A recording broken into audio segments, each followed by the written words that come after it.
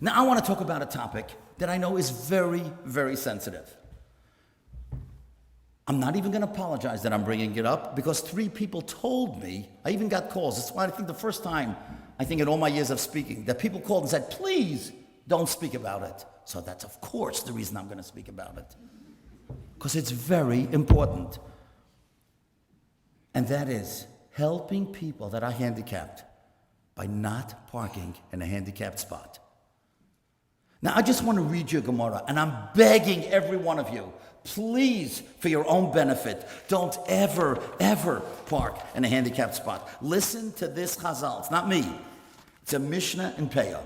V'chol mi she'enoi loy chiger. Anybody who's not crippled, v'loy suma, and is not blind, v'oise atzmoi ke'achad mehem, and a person makes as if they're handicapped because they're parking in the handicapped spot. Einoi meis min hazikna ad sheyia ke'echad mehem. He will not die. She will not die until she becomes that.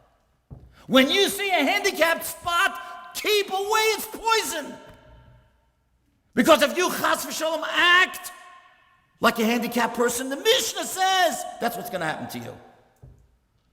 So I know there are people here that have complained bitterly that people park in their spots. Do you know what happened in Dyke's office the other day? You won't believe it. He has a handicapped spot because any place that has 25 spots has got to have at least one.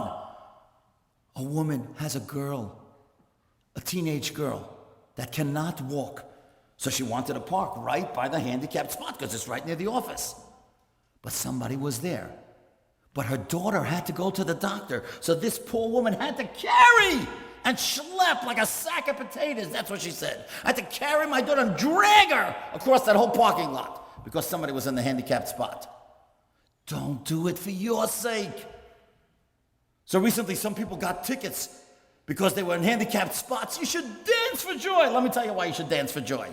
You know why? Rabbi Marcus, who was the Rav in Staten Island, once told me a great story. He said he used to take Rabbi Moshe Feinstein from the Lower East Side because Rabbi Moshe had a yeshiva in Staten Island. So he would pick him up every Wednesday and he would ask all the shilas to Rabbi Moshe on the way from the Lower East Side to Staten Island. He said one day he was speeding on the Staten Island Expressway and he got a ticket. He was so humiliated. In front of Rabbi Moshe gets a speeding ticket. So, he was red-faced.